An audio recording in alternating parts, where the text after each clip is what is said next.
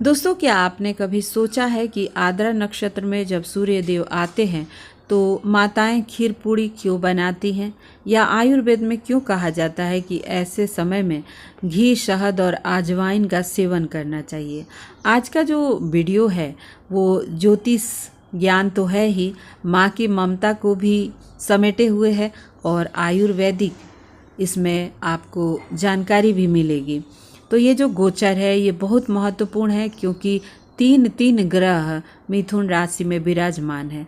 मिथुन राशि क्या कहता है और ये जो गोचर है इससे हमें क्या संदेश मिल रहा है और हमें अपने जीवन में क्या सावधानियां रखनी चाहिए, ये सारी बातें आज मैं आपको इस वीडियो में बताऊंगी। सबसे पहले जानते हैं कि आद्रा नक्षत्र क्या है। आद्रा नक्षत्र के बारे में डिटेल जानकारी देखिए। आद्रा नक्षत्र मिथुन राशि में पड़ता है और 6.40 डिग्री से लेकर 20 डिग्री तक इसका विस्तार मिथुन राशि में है।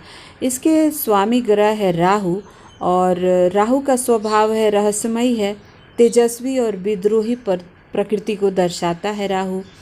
इसके देवता है रुद्र, जो भगवान शिव के रौद्र रूप है, और भगवान रौद्र रूप धारण जब करते हैं तो विनाश और पुनर्निर्माण करते हैं, यानी धरती पर बदलाव लेकर आते हैं। वे आंसू, करुणा और आंतरिक क्रांति के प्रतीक हैं।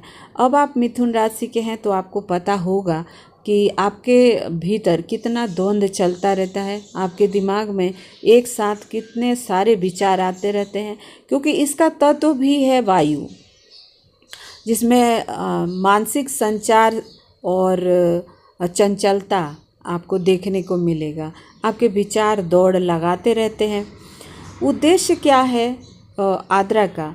देखिए, यति कहते हैं इसको, यानी बदलने की जिद और आगे बढ़ने की भूख इस नक्षत्र में देखने को मिलता है। जैसे तूफान सब साफ कर देता है, आद्रा का उद्देश्य भी है पुराने ढांचे को तोड़ना और नए चीज़ों का निर्माण करना। इसका निशान जो है वो आंसू है, और आंसू जानते हैं दोस्तों क्या है? आंसू जब प्रेम में आप बहाते हैं तो आपकी भावनाएं गहरी हो जाती है। आप अपनी बातों को उतने अच्छे तरीके से नहीं कह पाते हैं जितना आपके आंसू का एक बूंद कह देता है। तो इसीलिए जब आद्रा नक्षत्र में सूर्य देव आते हैं तो भावनाएं गहरी हो जाती है और कहीं ना कहीं आत्मा के ऊपर एक छाया भी पड़ता है। इस वजह से इनका जो स्वभाव है वो जिज्ञासु होता है, भावुक होता है, विश्लेषक होते हैं, विद्रोही हो जाते हैं, रहस्य खोजने वाले होते हैं, वैज्ञानिक सोच होती है इनकी, और तकनीकी रुचि रखते हैं, लेकिन कभी कभी अत्यधिक भावुक या अत्यधिक गुस्सैले भी हो जाते हैं। तो दोस्तों, ये जो पूरा डिटेल था वो मिथुन राशि का था और आद्रा नक्षत्र का था। अब हम बात करते हैं कि खीर क्यों बनाया जाता है आज के दिन। मतलब आद्रा नक्षत्र में जब सूर्य देव जाते हैं तो खीर बनाने की परंपरा क्यों है? सूर्य देव आत्मा का प्रतिनिधित्व करते हैं। जब सूर्य आद्रा में आते हैं तो आत्मा पर भ्रम की छाया पड़ती है, और यही वो समय होता है जब लोग ऊर्जावान होते हैं लेकिन भीतर से थके हुए होते हैं, संवेदनशील होते हैं और जल्दी भावुक हो जाते हैं। इसे मानसिक गर्मी का समय भी कह सकते हैं, क्योंकि मन आपका भावनात्मक रूप से शांत नहीं रहता है। तो उस हालत में माँ खीर बनाती हैं। खीर एक मिठाई नहीं है, वो भारत में एक संस्कार है। आप जानते हैं कि शादी ब्याह कोई भी शुभ काम होता है तो उसमें खीर बनाया जाता है, परंतु बहुत सारे लोगों को पता भी नहीं होता है कि क्यों बनाया जाता है, और इसीलिए मैं आप लोगों को ये वीडियो डिटेल में दे रही हूँ ताकि आप सभी इसे समझ सकें। देखिए, दूध देता है शांति, यानी चंद्रमा का प्रतीक है। चावल देता है पोषण, यानी शुक्र का प्रतीक, और मिश्री जो है उसमें मिठास घोल देता है, डोपामाइन रिलीज करता है हमारे माइंड के अंदर। तो ये जो अब तीनों चीज़ों को मिक्स करके कोई खाद्य पदार्थ बनता है तो हमारे मन को शांति, सुकून और खुशी से भर देता है, और इसीलिए हर शुभ समय पर माँ खीर बनाती हैं।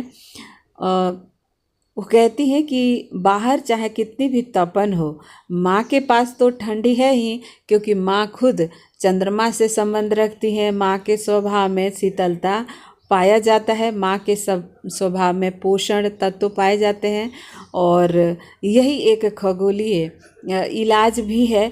तो दोस्तों, अब हम बात करते हैं कि आयुर्वेद में क्यों कहा जाता है कि घी, शहद और अजवाइन का सेवन करना चाहिए। तो दोस्तों, इस समय वात प्रकृति जो है वो बढ़ जाता है, और घी जो है गौ माता का वो पोषण तत्वों से भरपूर है, शरीर को स्निग्ध करता है, शांत करता है। शहद जो है वो हर औषधि के प्रभाव को बढ़ा देता है।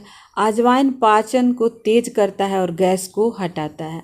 और ये जो तीनों चीज़ों को जब हम खाते हैं तो शरीर, मन और आत्मा तीनों को संतुलन मिलता है। तो इसीलिए आयुर्वेद में रोज़ रोज़ खाने के लिए नहीं कहा जाता है, सिर्फ एक दिन, जिस दिन शुरू होता है उस दिन खाने को बताया जाता है। तो मित्रों, दोस्तों, आद्रा में सूर्य का आना कोई साधारण खगोलीय घटना नहीं है। वे वो समय है जब ईश्वर हमसे कहते हैं, थोड़ा रुको, खुद को देखो और माँ की गोद में बैठो। इसलिए खीर बनाया जाता है और कहा जाता है कि माँ से मिलो, शरीर का ध्यान रखो और अपने मन की बात सुनो।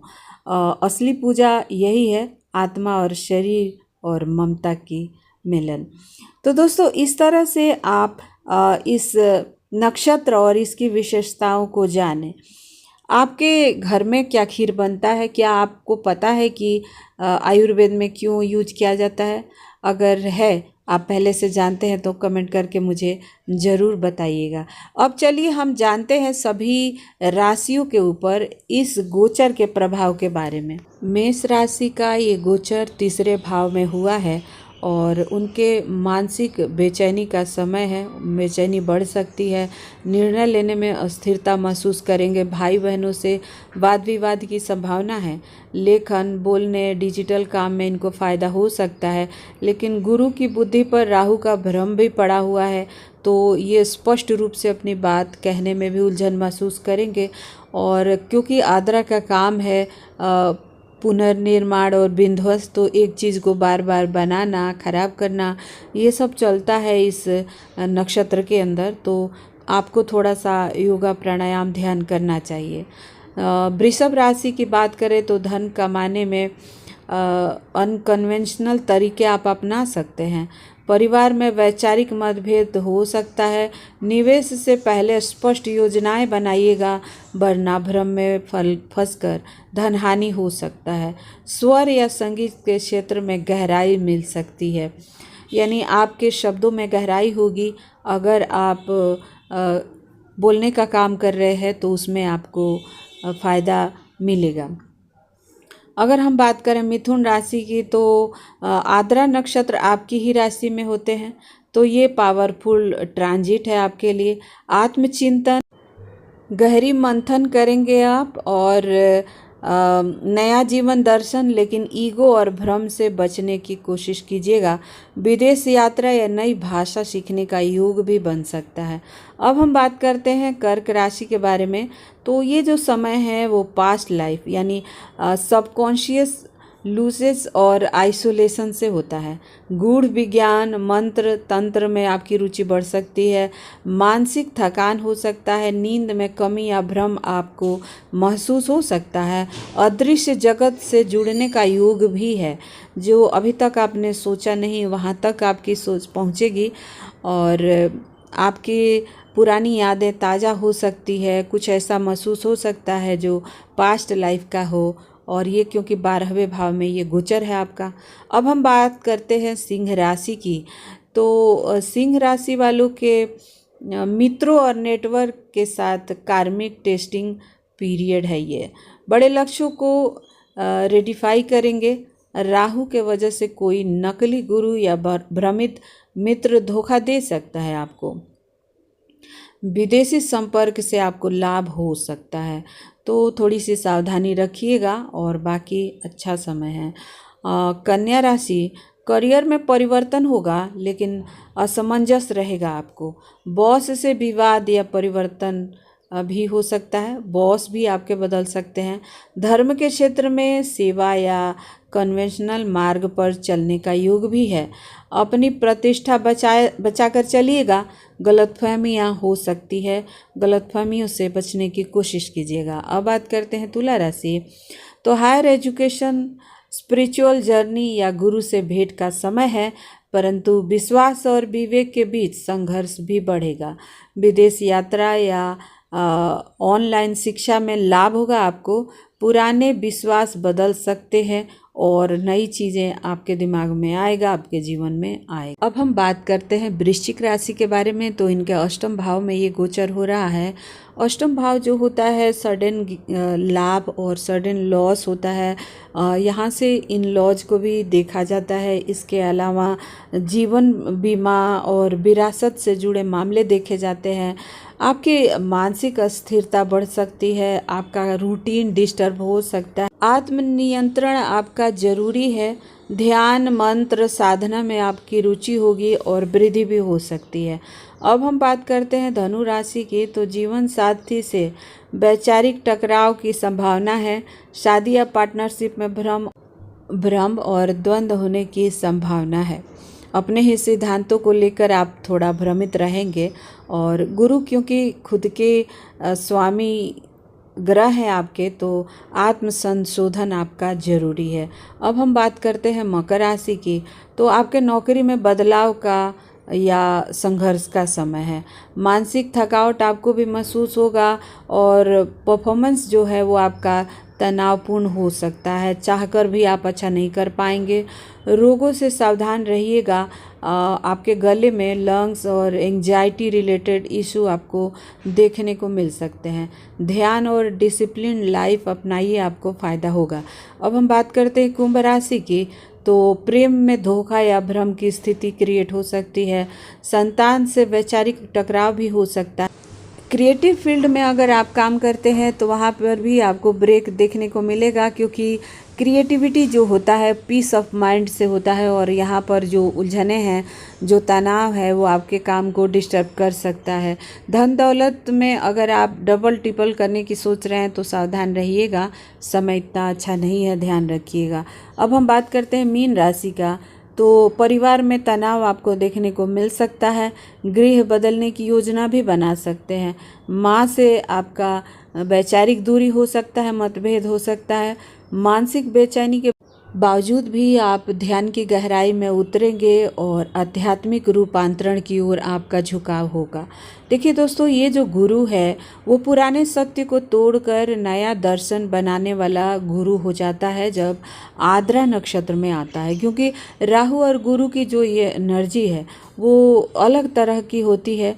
ब्रह्मकारी दोनों ही हो जाते हैं और इस स्थिति में परिणाम जो है थोड़ा अलग तरह का हो जाता है।